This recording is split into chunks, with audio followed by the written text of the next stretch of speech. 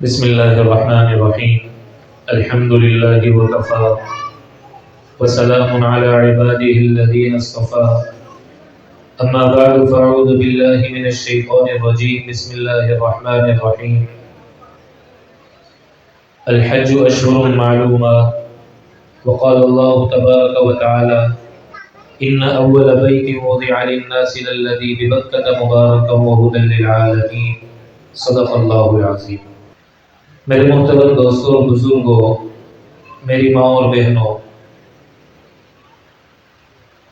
حج ایک بہت اہم عبادت ہے اور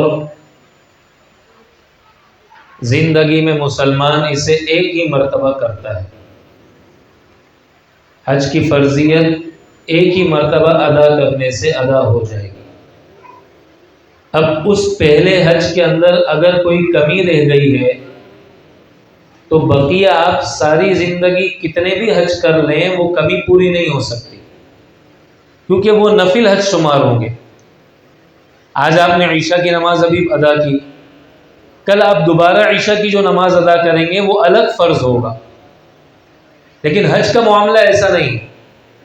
حج زندگی میں ایک مرتبہ، آپ نے اس سال رمضان المبارک کے روزے رکھے، اب آئندہ سال اللہ نے زندگی دی، موقع دیا، رمضان کے روزے رکھے تو وہ دوبارہ فرض ہے، آپ الگ فرض ادا کر رہے ہیں۔ حج آپ ہر سال کریں، لیکن فرض حج وہی ہے جو آپ نے پہلی مرتبہ زندگی میں کیا۔ سوچیں کتنا ہمیں اہتمام کے ساتھ، توجہ کے ساتھ سمجھ کر اور پھر اس کو اپنے دماغ میں بٹھا کر ادا کرنے کی ضرورت ہے۔ تو میرے دوستو، سب سے پہلی چیز تو اس میں یہ کر لیں کہ ہم اپنی نیتیں درست کر لیں کہ میرے اس سفر کا مقصد کیا ہے، میں سفر حج پہ کیوں جا رہا ہوں، اس سفر کو میں کیوں کر رہا ہوں۔ آیا کوئی دنیاوی غرض ہے، کوئی نام ہے، کوئی شہرت ہے، یا وہاں کوئی ایسی چیز میں نے لینی ہے جو یہاں نہیں ملتی؟ اگر دنیاوی کسی غرض کی وجہ سے ہم اپنے اس سفر کو کر رہے ہیں تو یقین جانیے بجائے ثواب کے ہم گناہ مول لے رہے ہیں۔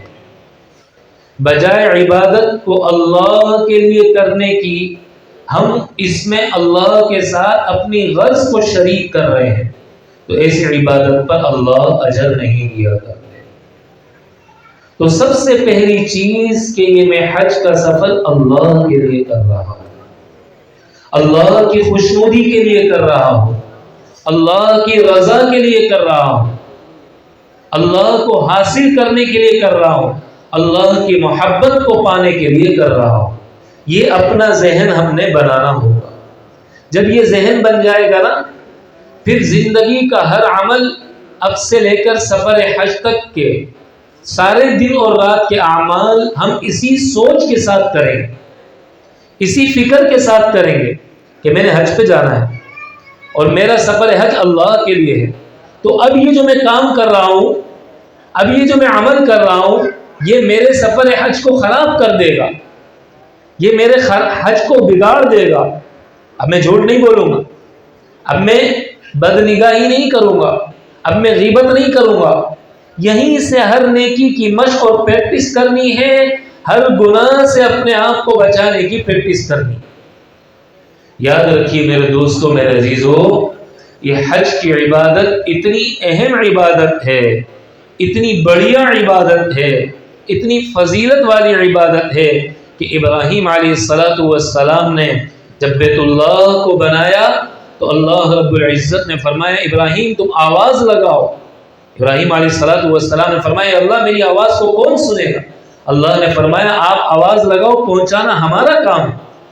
پھر ابراہیم علیہ السلام کی آواز عالم ارواح تک گئی، وہاں بھی جن روحوں نے اس وقت جتنی دفعہ لبیک کہا، اس دنیا کی زندگی میں اللہ انہیں اتنی دفعہ حج کی سعادت عطا فرمائے، اللہ انہیں اتنی دفعہ حج کی توفیق نصیب فرمائے۔ اس لیے میرے دوستوں، میرے عزیزوں، ہم اپنی نیتوں کو درست کر لیں کہ میں اس سفر کو صرف اللہ کے لیے کر رہا ہوں، اللہ کی رضا کو پانے کے لیے کر رہا ہوں، اللہ کو حاصل کرنے کے لیے، اللہ کی محبت کو پانے کے لیے کر رہا ہوں۔ دوسری چیز میرے دوستوں، میرے عزیزوں، یہ ہے کہ ہم شکر کا اہتمام کریں۔ اللہ کا شکر ہے، اللہ نے ہمیں اس حد تک قبول کر لیا کہ کاغذی کارروائی میں کم از کم ہمارا نام آ گیا، ہمارے یہاں تک کہ معاملات درست ہو گئے۔ اس وقت کتنے لوگ ہیں میرے دوستوں کہ جو جانا چاہتے ہیں حج پر، جنہوں نے اپنی کاغذی کارروائی اپنے لحاظ سے مکمل بھی کر لی ہے، لیکن آپ کو معلوم ہے کہ ان کو اجازت نہیں دی جا رہی، ان کی اجازت ابھی تک رکی ہوئی ہے، ان کی اپروول نہیں آ رہی ہے، ان کے ویزے نہیں اتر رہے ہیں۔ تو یہ اللہ کی توفیق سے ہوا، اللہ کے فضل سے ہوا۔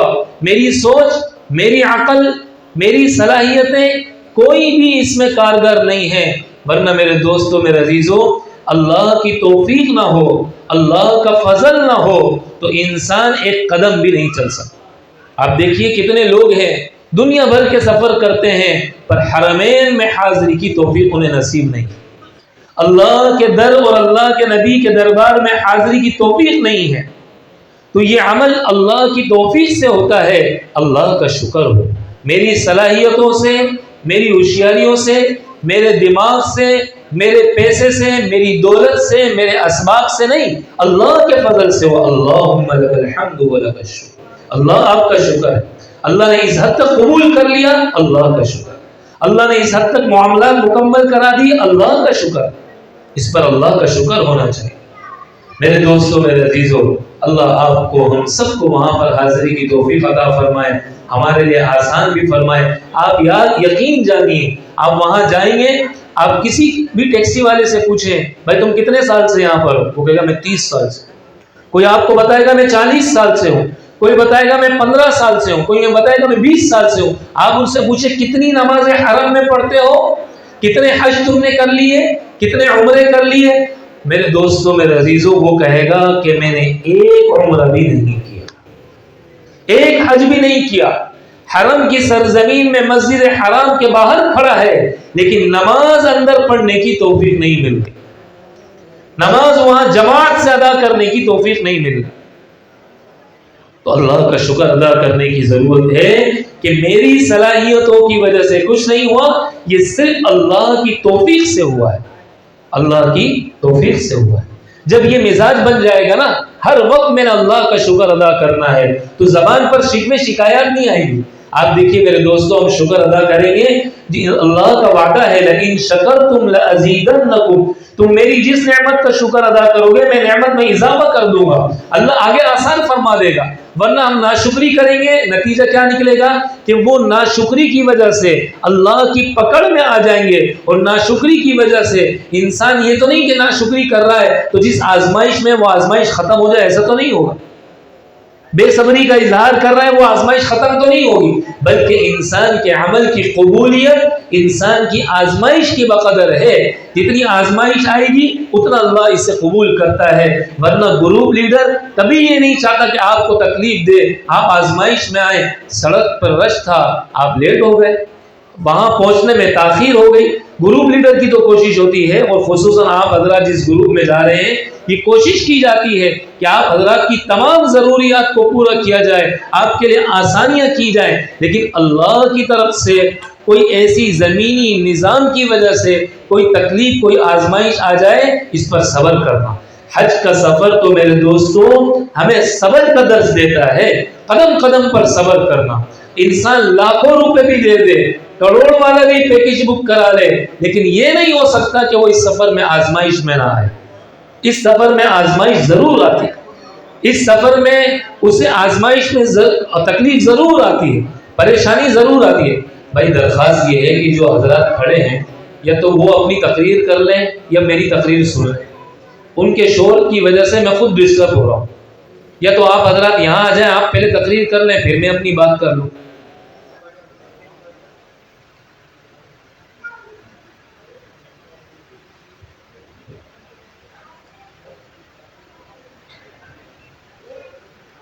آپ حضرات کی آسانی کے لیے یہاں یہ پروگرام کیا جاتا ہے، ورنہ مسجدیں اس کے لیے بہت بہترین اور بہت مناسب اور موزوں جگہ ہوتی ہے، وہاں آپ لوگ یہ شور شرابہ بھی نہیں ہوتا، اس قسم کا ماحول بھی نہیں ہوتا۔ کوشش کریں میرے دوستو، توجہ کے ساتھ سنیں۔ ایک آدمی کی بات کرنے کی وجہ سے میرا ذہن بھی آگے پیچھے چلے جاتا ہے اور سارے مجمع کا اس کی وجہ سے نقصان ہو جاتا ہے۔ تو میں یہ عرض کر رہا تھا میرے دوستو، میرے عزیزو، کہ بے صبری کی وجہ سے انسان نتیجہ کیا نکلتا ہے کہ وہ تکلیف تو ختم نہیں ہوتی، بلکہ جتنی نعمتیں انسان کے پاس میسر ہیں، موجود ہیں، انسان ان کے لطف سے بھی محروم ہو جاتا ہے، انسان ان کے لطف سے بھی محروم ہو جاتا ہے۔ اس لیے میرے دوستو، ہم کوشش کریں ہر وقت اللہ کا شکر ادا کریں۔ آج ہی سے نیت کریں کہ میں روزانہ 2 رکعت صلاۃ شکرانے کی پڑھوں گا، آج ہی سے عزم کریں کہ میں نے روز 2 رکعت صلاۃ شکرانے کی ادا کرنی۔ اللہ کا شکر ہے اللہ نے اتنے معاملات میرے نپٹائے، اللہ کا شکر ہے یہاں تک میرا معاملہ حل ہو گیا، یہاں تک اللہ نے ہمیں پہنچا دیا۔ یاد رکھیے میرے دوستو، کتنی بڑی سعادت مندی کی بات ہے، ہم اس جگہ جا رہے ہیں، آپ اس جگہ پہنچیں گے، ہم اس سرزمین پہ قدم رکھیں گے، اس اللہ کے گھر کو اپنی ان آنکھوں سے دیکھیں گے جس گھر کو ہم اس دنیا کی اس اپنے ملک کے اندر، اس سرزمین میں جہاں ہم اس وقت موجود ہیں، اسکرین پہ دیکھتے ہیں۔ اس سرزمین پر ہم وہ آواز براہ راست سنیں گے جو آواز ہم یہاں آج اسکرینوں پہ سن رہے ہوتے ہیں۔ اس سرزمین میں ہم وہاں اللہ ہمیں نماز کی توفیق دے گا، سجدے کی توفیق دے گا، جس سرزمین پہ سجدہ کرنے والوں کو آج یہاں حسرت بھری نگاہوں سے اپنی اسکرینوں پہ دیکھ رہے ہوتے ہیں۔ تو میرے دوستو، بڑی سعادت مندی کی بات ہے، لیکن جتنا ہم اس پر اللہ کا شکر ادا کریں گے، اس کی برکات اتنی زیادہ ظاہر ہوگی، اس کے اثرات اتنے زیادہ ہمارے سفر کے آسانی کے لیے اللہ ظاہر فرمائیں گے، ہمارے سفر حج کی قبولیت میں اللہ ظاہر فرمائیں گے۔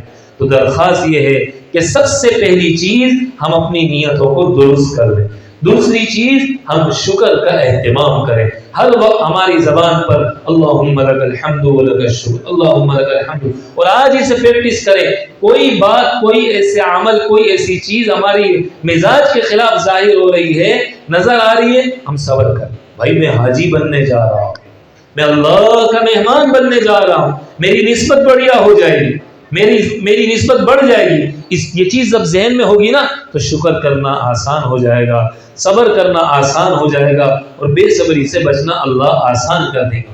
اور تیسری بات میرے دوستو، میرے عزیزو، یہ ہے کہ اس ساری چیز کو ہم اللہ کا فضل سمجھیں، زبان سے اللہ کا شکر ہو، دل شکر کی کیفیت سے ہر وقت شکر کی کیفیت میں ہو۔ حضرت سلیمان علیہ السلام، اللہ نے کتنی بڑی بادشاہت دی، اتنی بڑی دولت دی کہ اتنی بڑی بادشاہت اللہ نے نہ کسی کو اس سے پہلے دی، نہ اللہ اس کے بعد کسی کو دیں گے۔ حضرت سلیمان علیہ السلام کا تخت تھا، تفصیلی قصہ ہے، مختصر آپ حضرات کے سامنے عرض کرو، جس پہ 4 لاکھ کرسیاں لگا کرتی تھی۔ کتنی؟ 4 لاکھ۔ اس میں انسان، جنات اور دوسری مخلوقات سارے سوار ہوتے تھے، سارے اس پر بیٹھتے تھے۔ اور پھر یہ سفر، یہ تخت حضرت سلیمان علیہ السلام جب حکم دیتے تو ہوا میں اڑتا، وَلِسُلَيْمَانَ الرِّيحَ غُدُوُّهَا شَهْرٌ وَرَوَاحُهَا شَهْرٌ، یہ صبح کے وقت اٹھتا، شام تک 1 مہینے کی مسافت طے کر لیتا۔ اتنا بڑا جہاز اور اتنا تیز رفتار جہاز آج تک ہمارے اس دنیا میں کسی نے ایجاد نہیں۔ اللہ نے سلیمان علیہ السلام کو عطا 4 لاکھ کرسیاں لگی ہوئی، لیکن سلیمان علیہ السلام خود کیا فرما رہے ہیں؟ دل کی کیفیت کیا ہے سلیمان علیہ السلام کی؟ اعملوا آل داود شکرا، شکر کی کیفیت آل داود کی۔ هذا من فضل ربی لیبلونی اشکر ام اکفر ومن شکر فانما یشکر لنفسہ، جو شکر کرے گا اپنے لیے کرے گا۔ سلیمان علیہ السلام کا تخت اڑ رہا ہے اور آپ کی تھوڑی آپ کے سینے سے لگی ہوئی، ایسے گردن جھکی ہوئی ہے، یوں نہیں بیٹھے ہوئے، گردن جھکا کے بیٹھے ہوئے، اور اللہ کا فضل اسے سمجھ رہے ہیں۔ کتنی بڑی بات ہے میرے دوست۔ آج دنیا کی چھوٹی سی کوئی نعمت مل جائے، ہم کتنا اپنے آپ کو جو ہے وہ بڑا سمجھنے لگ جاتے ہیں۔ اتنی بڑی اللہ نے دولت دی، اتنی بڑی اللہ نے نعمت دی، اور سلیمان علیہ السلام کی کیفیت کیا ہے؟ اس لیے دوسرا شکر کا طریقہ یہ ہے، ہمارا دل اس ہر وقت شکر کی کیفیت میں غرق، ہر وقت شکر کی کیفیت میں مبتلا ہو، تو میرے دوستو سب سے پہلی چیز نیت کا درست کرنا، دوسری چیز ہر وقت زبان پر شکر کے کلمات کا ذکر آنا، اور تیسری چیز میرے دوستو اپنے دل میں شکر کی کیفیت رکھنا، دل کو شکر کی کیفیت میں مبتلا رکھنا، اور چوتھی چیز میرے دوستو میرے عزیزو یہ ہے ہم نعمت کا درست استعمال کریں۔ شکر کا ایک طریقہ یہ ہے کہ نعمت کا استعمال درست، اللہ جو نعمت دے انسان اس نعمت کو درست استعمال کرتا ہے، اللہ اس نعمت میں اضافہ فرما دیتے ہیں۔ ایک مرتبہ حرمین کی حاضری ہو، اللہ کو یہ حاضری ایسی پسند آ جائے، اللہ موت تک کے لیے حاضری کے دروازے کھول دے۔ کیا مشکل ہے اللہ کی؟ کیا مشکل ہے اللہ کے؟ اللہ کے لیے ناممکن ہے، سوال ہی پیدا نہیں ہو۔ اور میرے دوستو اللہ نہ کرے کہ ہم نے اس نعمت کا استعمال غلط کر لیا۔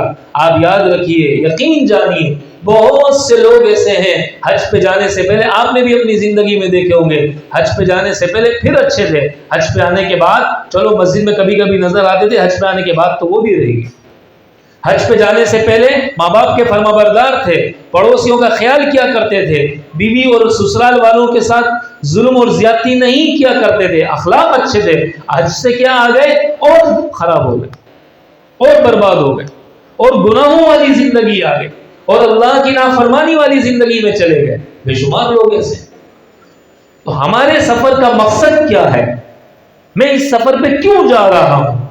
میں حج کرنے کی نیت سے جا رہا ہوں۔ اب حج وہ بازاروں میں نہیں ہوتا، حج کے اعمال وہ بازاروں میں نہیں ہوتے، حج کے اعمال تو اللہ کے نبی کے مقرر کردہ حدود کے اندر ہوتے ہیں۔ حج کے اعمال اللہ کے نبی کے مقرر کردہ حدود کے اندر ہوتے ہیں، اس کا اہتمام، تو اس کا ذہن بنانا کہ وہاں میں نے بازار میں نہیں جانا۔ آپ یقین جانیے میرے دوستو، اللہ کے نبی کے پاس حضرت جبرائیل علیہ السلام تشریف لائے۔ اللہ کے نبی نے عرض کیا، جبرائیل جاؤ اللہ سے پوچھ کر آؤ، اللہ کی نظر میں سب سے زیادہ محبوب ترین جگہ کون سی ہے؟ حضرت جبرائیل علیہ السلام اللہ کے پاس تشریف لے گئے۔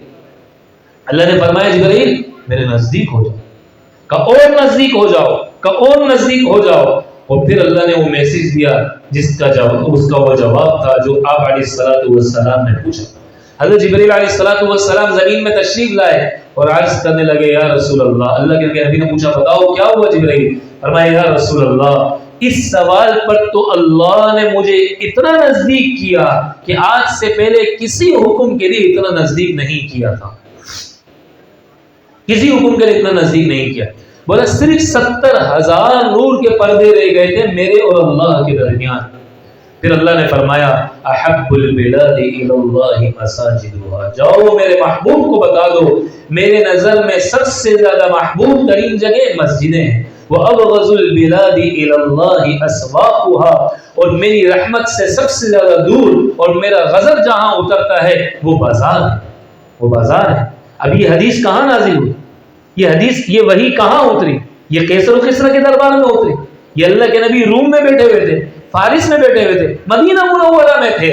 یہ مدینے کے بازار کے بارے میں ہے، یہ دنیا کے کسی بھی خطے کا بازار ہو اس بازار کے بارے میں اللہ کے نبی نے یہ بتا دیا۔ وَأَبْغَضُ الْبِلَادِ إِلَى اللَّهِ أَسْوَاقُهَا، مبغوض ترین جگہ بازار ہے، بازار ہے۔ بازار سے اپنے آپ کو دور رکھنا، بازار سے اپنے آپ کو بچانا، خریداری کم سے کم کر۔ آج میرے دوستو آپ ضرورت کی چیز جو آپ کو ضرورت ہے وہ آپ لے لیں۔ آپ کو یہاں سے وہاں جائیں گے، آپ کی بیٹی آپ کو فون کرے گی، ابا آپ میرے لیے کیا لائیں گے؟ آپ کیا جواب دیں گے؟ بیٹا بہت ساری دعائیں لے کر آؤں گا۔ بیٹا پوچھے گا آپ میرے لیے کیا لائیں گے بابا؟ آپ کہیں بہت ساری دعائیں لے کر آؤں گا بیٹا۔ آپ کی والدہ پوچھے، آپ کہیں اماں بہت ساری دعائیں آپ کے لیے کرنے گیا ہوں، بہت ساری دعائیں لے کر آؤں گا، طواف لے کر آؤں گا، نفلی عمریں آپ کے لیے لے کر آ رہا ہوں، ذکر اذکار لے کر آ رہا ہوں، عبادات اتنی ساری میں یہاں کر رہا ہوں، یہ سب آپ لوگوں کے لیے ذخیرہ اللہ اسے بنائے، یہ میں سب چیزیں لے کر آ رہا ہوں۔ آپ نے یہ کہنا ہے، نہیں یہ کہ ہاں ٹھیک ہے میں آپ کے لیے خرید لیتا ہوں۔ آپ دنیا بھر کی ہر چیز میرے دوستوں آپ کے ملک میں، آپ کے بازاروں میں آپ کو مل جائے، ہاں جو چیز یہاں نہیں ہے وہ بیت اللہ ہے، جو چیز یہاں نہیں ہے وہ میرے نبی کا روزہ ہے، جو چیز یہاں نہیں ہے وہ بیت اللہ کا طواف ہے، جو چیز یہاں نہیں ہے وہ نبی وہ آپ علیہ الصلوۃ والسلام کے روزے پہ سلام پیش کرنے والا عمل ہے، جو چیز یہاں نہیں ہے وہ ریاض الجنہ ہے۔ باقی دنیا کی ہر چیز جو وہاں کے بازاروں میں ہے آپ کے ملک کے بازاروں میں۔ قرظ بن وبرہ رحمۃ اللہ علیہ بہت بڑے اللہ والے حضور 70 طواف دن کو کیا کرتے تھے اور 70 طواف رات میں کیا کرتے تھے۔ کیسا اپنے وقت کو قیمتی بنایا، کتنا اہتمام تھا زندگی کے اندر اس بات کا، کتنی کوشش تھی، 70 طواف دن میں کرتے اور 70 طواف رات میں کرتے۔ تو میرے دوستو سب سے پہلی چیز اپنی نیتوں کو درست کرنا، دوسری چیز زبان سے ہر وقت ہمارے اللہ کے شکر کے کلمات ہوں، شکر ہو، اور تیسری چیز ہمارا دل ہر وقت شکر کی کیفیت میں ہو۔ اور شکر کا چوتھی چیز اور شکر کی تیسرا درجہ یہ ہے کہ نعمت کا صحیح استعمال۔ ہم مقصد کیا ہے ہمارا، ہم کس مقصد کے لیے یہاں سے جا رہے ہیں، اس مقصد نعمت کا درست استعمال، یہ بھی شکر کا ایک درجہ ہے۔ اور پانچویں چیز میرے دوستو صلاۃ حاجت کا اہتمام۔ اللہ ہمارے اس سفر کو مبارک بنائے، آسان فرمائے، قبول فرمائے، قدم قدم پر ہر وقت آپ 2 رکعت آج سے نیت کریں۔ دیکھیں میں نے ایک آپ کو بتایا 2 رکعت آپ نے صلاۃ شکرانے کی پڑھنی، ایک دوسری 2 رکعت آپ نے صلاۃ حاجت کی پڑھنی، روزانہ صلاۃ حاجت کی پڑھیں۔ اللہ کوئی ایسی رکاوٹ نہ آ جائے کہ میں تیرے در پہ حاضری دینے سے محروم ہوں، کوئی ایسا حادثہ پیش نہ آ جائے کہ میرا سفر حج خراب ہو جائے۔ آج اسے نیت کریں گے نا تو وہاں پہنچ کر جب ہم وہاں حرم میں پہنچیں گے ہمارے لیے 2 رکعت صلاۃ حاجت کا پڑھنا آسان ہو، طواف شروع کرنے سے پہلے 2 رکعت صلاۃ حاجت کا پڑھنا آسان ہوگا، اور اسی طریقے سے حج کے احرام باندھنے سے پہلے 2 رکعت صلاۃ حاجت کا پڑھنا آسان ہوگا، مینا پہنچنے سے پہلے 2 رکعت صلاۃ حاجت کا پڑھنا آسان ہوگا، عرفات پہنچنے سے پہلے 2 رکعت صلاۃ حاجت کا پڑھنا آسان ہوگا، مزدلفہ پہنچنے سے پہلے عرفات میں 2 رکعت صلاۃ حاجت کا پڑھنا آسان ہوگا، مزدلفہ میں 2 رکعت صلاۃ حاجت کا پڑھنا، رمی جمار کو اللہ آسان فرمائے، قبول فرمائے، پڑھنا آسان ہوگا اس نیت سے۔ کب؟ جب آج ہی سے نیت تو ذہن بنا ہوا ہو میرے دوستوں، میرے عزیزوں، کہ ہم نے قدم قدم پر اللہ سے مدد مانگنی ہے، اللہ سے توفیق مانگنی ہے، اللہ سے آسانی مانگنی۔ یہ اللہ کے فضل کے بغیر نہیں ہو سکتا، یہ اللہ کی رحمت اور اللہ کے کرم کے بغیر نہیں ہو سکتا۔ تو آج ہی سے اس کا مزاج بنا ہوا ہوگا تو ہمارے لیے یہ عمل کرنا آسان ہوگا۔ اور میرے دوستوں، میرے عزیزوں، اگلی چیز اعمال کا اہتمام۔ جی وہ آگے بڑھ۔ اگلی چیز میرے دوستو اعمال کا اہتمام۔ آج ہی سے کوئی ہماری نماز ضائع نہ ہو، کوئی فرض نماز ہماری نہ چھوٹے، کوئی نماز بغیر جماعت کے ہماری ادا نہ ہو، دعاؤں کا اہتمام ہو، زندگی کے اندر مزاج بنا ہوا ہو، قرآن کی تلاوت کا مزاج بنا ہوا ہو، ذکر کا مزاج بنا ہوا ہو، درود شریف کا مزاج بنا ہوا ہو، استغفار کا مزاج بنا ہوا ہو۔ اللہ کے نبی نے فرمایا جو مسلمان طواف کرے اور اس پورے طواف کے اندر تیسرا کلمے کا اہتمام کرے، اللہ اس کے ایک طواف کی برکت سے اس کے 10 گناہ معاف کریں گے، جنت میں 10 درجات کو بلند کریں گے، اور اس کو اللہ 10 نیکیاں عطا فرمائیں۔ کتنی بڑی بات، کتنی بڑی بات۔ اور یہاں ہی سے میرے عزیزوں مزاج بنا ہوا ہوگا نا، وہاں جا کر عمل کرنا آسان ہوگا، ورنہ اللہ معاف کرے کہ بیت اللہ کی نماز چھوڑنا ہی انسان کے لیے آسان ہو جائے۔ سفر حج پر ہے، فجر کی نماز قضا ہو رہی، اللہ انا للہ، اتنا عمدہ سفر ہے، فرائض چھوٹ رہے ہیں، واجبات چھوٹ رہے ہیں، سنتیں چھوٹ رہی ہیں، نوافل چھوٹ رہے ہیں، تو آج ہی سے مزاج بنا ہوا ہوگا تو آگے چل کر میرے دوستو اس کا اہتمام ہمارے لیے آسان ہوگا۔ ابھی سے مزاج بنا ہوا ہوگا تو استغفار کا، ذکر کا، قرآن کی تلاوت کا، وہاں بیٹھ کر گپ شپ نہیں کریں گے، گیدرنگیں نہیں لگائیں گے، بلکہ اپنے عمل میں لگے۔ بھائی میرا تو ایک ہی لمحہ قیمتی ہے، حرم کی ایک نیکی 1,00,000 نیکی کے برابر ہے، میں ایک قرآن ختم کروں گا 1,00,000 قرآن ختم کرنے کے برابر اللہ اجر دے گا۔ کیوں میں اپنے وقت کو ضائع کروں؟ بھائی میں ایک دفعہ سبحان اللہ بولوں گا، اللہ 1,00,000 مرتبہ سبحان اللہ پڑھنے کے برابر اجر دے گا، کیوں میں اسے ضائع کروں؟ تو اگلی چیز میرے دوستوں، میرے عزیزوں، یہ ہے کہ ہم اعمال کا خوب اہتمام کریں، اور اس کے بعد میرے دوستوں اخلاق کو درست کریں۔ حج کی تیاری میں سے یہ ہے اخلاق کو درست کریں۔ اخلاق، فلا رفث ولا فسوق ولا جدال فی الحج، من حج للہ، جو اللہ کے لیے حج کرے اور اس میں گناہ نہ کرے، اس میں بد اخلاقی نہ کرے، وہ ایسا ہے جیسے کیوم ولدتہ امہ، اس نے ایسے حج کیا کہ اس کی ماں نے جیسے آج ہی اسے جنا ہو، آج ہی اسے جنا ہو۔ کوئی چیز کھانا ختم ہو گیا، آگے سب گروپ لیڈر سے بد اخلاقی کر رہے ہوتے، بس لیٹ ہو گئی، گروپ لیڈر سے بد اخلاقی کر رہے ہوتے ہیں، آپس میں بد اخلاقی کر رہے ہوتے ہیں، غیبت کر رہے ہوتے ہیں۔ ارے میرے دوستوں، میرے عزیزوں، یہ تو اللہ کی طرف سے آزمائش ہے، یہ تو ہماری قبولیت کی پرواز کو بلند کرنے کا سامان اور ذریعہ اور سبب ہے۔ ہم اس کو اپنی سعادت سمجھیں، اخلاق کو درست کریں۔ کیوں؟ اور یہ سوچ کر الحجاج والمعتمرون ضیوف الرحمن، جتنے حاجی ہیں وہ اللہ کے مہمان ہیں، وہ اللہ کے مہمان ہیں۔ آپ طواف کر رہے ہیں، کوئی دھکا لگ جائے آپ صبر کریں، آپ بس میں سوار ہیں، کوئی ایسی بات پیش آ جائے آپ صبر کریں، یہ اللہ کا مہمان ہے، کیا فرق پڑتا ہے؟ آپ کا روم میٹ ہے، آپ کمرے میں اس کے ساتھ شیئرنگ میں ہیں، آپ صبر کریں، اللہ کا مہمان ہے، اس کو اچھی ایک جگہ ہے، اس کا وہ جگہ اچھی ہے، وہاں اس کا بیگ رکھنے دیں، اپنا ہٹا لیں، کوئی فرق نہیں پڑتا۔ یہ تو میری سعادت کی بات ہے، اللہ کے مہمان کی آسانی کا اللہ مجھے ذریعہ اور سبب بنا رہے ہیں۔ کیا پتا میرا یہ عمل ہر سال کی حج کی قبولیت کا سامان بن جائے، میرا یہ عمل اللہ ہر سال اس کی برکت سے میرے لیے حج پہ آنا آسان کر، کیا پتہ چلے؟ وہ میری بیوی ہے، وہ اللہ کی مہمان ہے، وہ میرا بھائی ہے، تب وہ اللہ کا مہمان ہے۔ یہ سوچ کر میرے عزیزوں ہم نے قدم قدم پر چلنا ہے، اخلاق کی درستگی آج ہی سے کرنے کی کوشش کر، آج ہی سے مزاج کے خلاف کوئی بات پیش آ جائے اس پر صبر کرنے کی کوشش کریں، اہتمام کریں۔ ریاض الجنہ ہے، سلامی پیش کرنے کا وقت ہے، وہاں دھکے لگتے ہیں، لوگ آپ کو ساتھ بد اخلاقی کریں گے، شرطیں آپ کے ساتھ بد اخلاقی کریں گے، آپ کو دھکا دیں گے، آگے پیچھے جو ہے وہ روانہ کرنے کی کوشش کریں گے، آپ بالکل بد اخلاقی، آپ خاموش ہو جائیں۔ یہ اللہ کا مہمان ہے، یہ اللہ کے نبی کے روزے پہ کھڑا ہوا ہے، میں کیسے اس کے سامنے بات کر سکتا ہوں، میں کیسے کہہ سکتا ہوں؟ اگلی چیز میرے دوستوں، حقوق العباد کی ادائیگی۔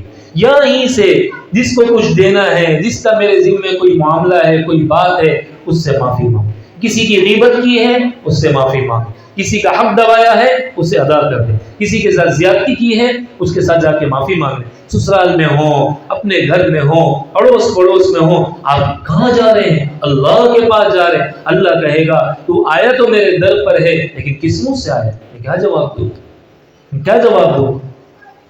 اس لیے میرے دوستوں، میرے عزیزوں، بطواف کعبہ رفتم بحرمنا حمدا، ایک شخص تھا نا دنیا میں بڑا گناہ کر کے گیا، بڑی اللہ کی نافرمانی کر کے گیا، جب جیسے ہی حرم کی زمین میں داخل ہوا، مسجد حرام میں داخل ہوا طواف کرنے کے لیے، کہتا ہے مجھے بیت اللہ میری نظر سے اڑ گیا، مجھے بیت اللہ ہی نظر نہیں آ رہا۔ میرے دوستو، حقوق العباد کی ادائیگی یہیں سے کر لیں، لیکن کوشش لوگوں کو بتائیں کہ میں حج پہ جا رہا ہوں، یار مجھے معاف کر دو، اس نیت سے نہیں کہ ان کے ہدایہ ہمارے پاس ہوں، ہدیے وصول کر لیں۔ اس کی وجہ سے پھر آپ کو وہاں بازاروں میں گھومنا پڑے گا ان کا قرض اتارنے کے لیے۔ ایک زمانہ تھا میرے دوستو، جب حاجی حج پہ جایا کرتا تھا تو وہ سب کے پاس جایا کرتا تھا، یار مجھے معاف کر دو، معاف کر دو، معاف کر دو، معاف کر دو، معاف کر دو۔ اور آج کیا ہے، اب حاجی حج پہ جا رہا ہوتا ہے، سب لوگ اس کے پاس آ رہے ہیں، یار دعا کرنا، کوئی کیا ہدیہ دے رہے، کوئی کیا ہدیہ دے رہا، اور یہ لسٹیں بنا رہے۔ اور جب حاجی حج سے واپس آیا کرتا تھا تو میرے دوستوں کیا ہوتا تھا، سارے لوگ اس کا استقبال کرنے جایا کرتے تھے، میاں ہمارے لیے دعا کر دو، آپ حج سے آئے ہو۔ اللہ کے نبی نے فرمایا حاجی جب حج کر کے آتا ہے اللہ 40 دن تک اس کی دعاؤں کو قبول کرتا ہے۔ وہ وہاں دعائیں کرایا کرتے تھے، شہر کے کنارے جا کر حاجی داخل ہو رہا ہے دعائیں کراتے تھے اس سے۔ آج میرے دوستوں ہمارے یہاں الٹا ہو گیا، حاجی حج پہ جا رہا ہوتا ہے، لوگ اس کے پاس آ رہے ہوتے ہیں، جب حاجی حج سے واپس آ رہا ہوتا ہے تو سب لوگوں کے پاس جا رہا ہوتا ہے، بھائی یہ تمہارا ہدیہ، یہ تمہارے لیے لے کر آئے، تمہارے لیے لے کر آئے، تمہارے لیے۔ کتنے افسوس کی بات۔ ہمارے ایک استاد تھے، ابھی گزشتہ رمضان ان کا پہلی رمضان کو انتقال ہوا، وہ حج پہ جا رہے، انہوں نے کئی حج کیے ماشاءاللہ۔ ہم نے ان سے پوچھا آپ نے حج کیسے کیا؟ کہا حج تو تم لوگ کرتے ہو بابا، ہم تو ویسے ہی چلے گئے۔ وہ سائیں تھے، ہم نے کہا سائیں کیسے کیا؟ بولا ہم تو ویسے ہی چلے گئے، بس آ گئے بس۔ ہم نے کہا سائیں کیسے جاتے تھے؟ تو کہا بس کیسے جاتے تھے، ایک تھیلا لیتا تھا، اس میں 2 سوٹ ڈالتا تھا، ایک احرام ڈالتا تھا، گھر سے باہر نکلتا، بس میں بیٹھتا، اگلی بس تبدیل کرتا، ایئرپورٹ پہ چلے جاتا، وہاں جا کے ادھر چلے جاتا، پھر واپس آتا، اور واپس آ کے جو ہے نا وہ نہ گھر والوں کو پتا نہ بچوں کو پتا، باہر نکلتا ایئرپورٹ سے، بس میں بیٹھتا، دوسری بس تبدیل کرتا، اپنے گھر پہ آ جاتا۔ فرماتے جب میں آتا بسا اوقات ایسا ہوں کہ پہلی فلائٹ سے آتا تھا، تو ظاہر ہے آپ کو پتہ ہے جب پہلی فلائٹ ہوتی ہے تو بہت سے لوگ خوشی میں جاتے ہیں حاجیوں کے اوپر پھول پتیاں پھینکنے کے لیے اور ہار پہنانے کے لیے، حاجی آ گئے، حاجی آ گئے۔ جیسے ہی وہ باہر نکلے ایک مرتبہ تو لوگوں نے پھول اڑانے کی کوشش کی، وہ حاجی صاحب، فرمایا حاجی تو پیچھے آ رہا ہے بھائی، حاجی تو پیچھے آ رہا ہے، جس کے پاس اتنا سارا سامان ہے وہ حاجی ہے۔ میں آپ کو کس نے کہا میں حاجی؟ بس وہی اپنی کندھے پہ تھیلی ڈالی، بس میں بیٹھے ہو گھر پہ آ گئے۔ تو حاجی جب یہاں سے جاتا ہے لبیک پڑھتا ہے، جب وہاں پہنچتا ہے تو البیک البیک کہتا ہے، جب واپس آ رہا ہوتا ہے تو میرا بیک کر رہا ہو۔ ہم نے ہر وقت بس لبیک پڑھنا ہے، وہاں جا کر بس اللہ کو پانے کی کوشش کرنی ہے، اور یہاں آ کر سیدھا اپنے گھر چلے جائیں۔ سب سے کہیں بھائی آپ کے لیے بہت ساری دعائیں کر کے آئے، بہت ساری دعائیں کر کے آئے۔ آپ نیت کریں میرے دوستوں، وہاں بازار میں ہم نے 1 منٹ ضائع نہیں کرنا، 1 سیکنڈ بازار میں ضائع نہیں کرنا، اور اپنی حیثیت کو پہچانیں، ہر قدم پر اللہ مجھے کیا دے رہا ہے۔ آپ علیہ الصلوۃ والسلام نے فرمایا جب حاجی اپنے گھر سے چلتا ہے اللہ سواری کی ہر قدم پر اسے ایک نیکی عطا فرماتے، ایک گناہ معاف فرماتے، جنت میں ایک درجہ بلند کرتے ہیں۔ جب وہ طواف کرتا ہے اللہ اسی طرح اسے عطا فرماتے ہیں۔ جب وہ صفا مروہ کی سعی کرتا ہے اللہ اسے جب طواف کرتا ہے اللہ ایک غلام آزاد کرنے کے برابر اجر دیتے ہیں۔ جب صفا مروہ کی سعی کرتا ہے تو اللہ تعالیٰ اس کو 70 غلام آزاد کرنے کی جو ہے وہ 70 غلام آزاد کرنے کے برابر اجر عطا فرماتے ہیں۔ جب حاجی قربانی کرتا ہے اللہ فرماتا ہے تیرا میرے پاس ذخیرہ ہے۔ جب حاجی بال کاٹتا ہے اللہ ہر بال کے عوض ایک نیکی دیتا ہے، ایک گناہ معاف کرتا ہے، جنت میں ایک درجہ بلند کرتا ہے۔ اور جب یہ طواف زیارت کر کے فارغ ہوتا ہے تو فرشتہ اس کے کندھے پہ ہاتھ رکھتا ہے اور کہتا ہے کہ جا اب تو نئے سرے سے زندگی گزار۔ کتنی بڑی فضیلت ہے، کتنی بڑھیا بات ہے میرے دوستو۔ تو اس لیے اپنی حیثیت کو، فضیلت کو پہچان، کس عمل کی کیا فضیلت ہے۔ ہر وقت ہمارا حرم میں گزرے، دیکھیے بیت اللہ پر ایک وقت میں اللہ 120 رحمتیں اتارتا ہے، جس میں 60 رحمتیں ان کے لیے جو طواف کر رہے ہیں، 40 اس کے لیے جو نماز پڑھ رہے ہیں، اور 20 اس کے لیے جو صرف بیت اللہ کو دیکھ رہا ہے، جو صرف بیت اللہ کو دیکھ رہا ہے، اس کو بھی اللہ دیتا ہے۔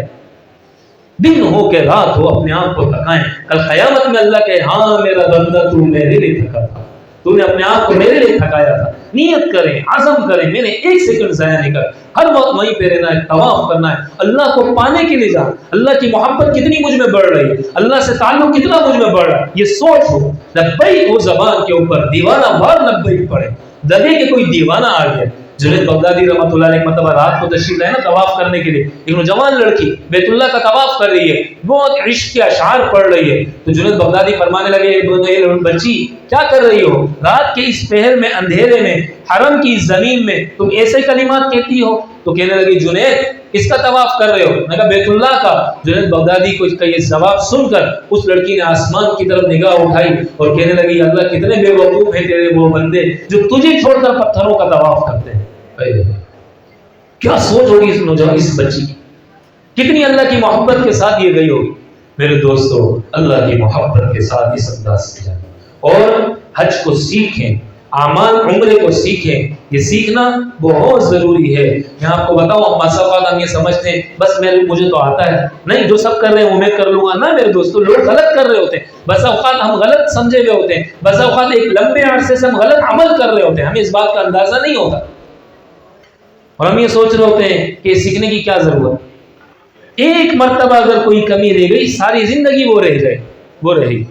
الحمدللہ آپ حضرات کے ساتھ انشاءاللہ ایسے انتظامی حوالے سے بھی اور مسائل کے لحاظ سے بھی علماء ہوں گے جو آپ کی قدم قدم پر رہنمائی اور رہبری کریں۔ آپ بھی دعا کریں اللہ تعالیٰ ان کے لیے آسان بھی فرمائے، آپ حضرات کے ساتھ چلیں۔ لیکن میرے دوستوں، میرے عزیزوں، سیکھنے کا شوق ہو، جذبہ ہو۔ میں آپ کو ایک قصہ سناؤں۔ امام ملا علی قاری رحمۃ اللہ علیہ اپنے وقت کے بڑے محدث گزرے، انہوں نے کتاب لکھی کتاب المناسک، اس میں حج کے مسائل تھے۔ یہ کتاب لکھی، لوگوں نے اس کتاب کو پڑھا اور حج بھی اس کی برکت سے بہت سے لوگوں کا درست ہوا۔ ملا علی قاری ایک مرتبہ خود گئے حج کرنے کے لیے، تو بیت اللہ کا طواف جب کر رہے تھے تو اس زمانے میں اتنا رش نہیں ہوتا تھا، تو ایک نوجوان نے انہیں پکڑا، وہ کہا کہ حضرت آپ طواف کر رہے ہیں؟ کہا میں طواف کر رہا ہوں۔ کہا آپ تو الٹا طواف کر رہے ہیں، طواف ایسے نہیں ایسے ہوتا ہے، اور حجر اسود کے پاس لے کر گیا اور ان کو طواف کرانا شروع کیا۔ ملا علی قاری نے پوچھا بھائی تمہیں کس نے کہا کہ طواف اس طرح شروع ہوتا ہے اور یہ ہے اور یہ ہے؟ تو اس نے کہا کہ حضرت میں نے ملا علی قاری کی کتاب کتاب المناسک میں پڑھا ہے۔ ابھی نوجوان کو نہیں پتا یہ شخص وہی ہے۔ ایک کتاب کا پڑھنا بہت دور کی بات ہے، بغیر گائیڈر کے پھر بھی آدمی نہیں سمجھتا، بغیر رہبر کے پھر بھی انسان کو سمجھ نہیں آتا۔ تو کتاب کا کہ تم نے کس میں پڑھا؟ کہ کتاب المناسک میں پڑھا۔ کتاب المناسک ملا علی قاری نے کہا تو میں نے لکھی۔ ایک شخص ان کی کتاب سے پڑھ کر ان کو بتا رہا ہے کہ اس طریقے سے ہوتا ہے۔ تو میرے دوستو عمل کا سیکھنا بہت ضروری ہے، سیکھ کر کریں گے انشاءاللہ پھر وہ ہمارا عمل صحیح ہوگا۔